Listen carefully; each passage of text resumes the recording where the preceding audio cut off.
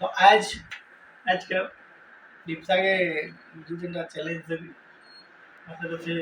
पूरा घर और भी केंदाई भी है तो पहला चैलेंज हो छे पहला चैलेंज हां काजे घंटा डिजाइन नहीं करबो पूरा नॉर्मली कर मैं खाली पचाली तो हो लेना हैला पिचरली रखा हो जैसी डिजाइन रिकॉर्डिंग नहीं करवा डिजाइन बेसी डिजाइन वो भी नहीं करवा इटा भी तो डिजाइन भी भगवान यदि हेंता को छ बोले तुम ब्लॉग भी बना है ना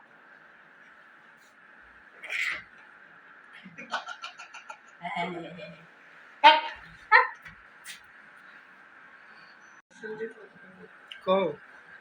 कौन कहबी कहो कौन कहबी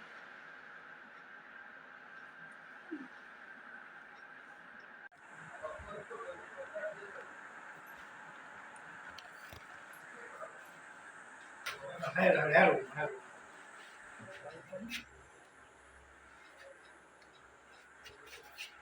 वीडियो टा है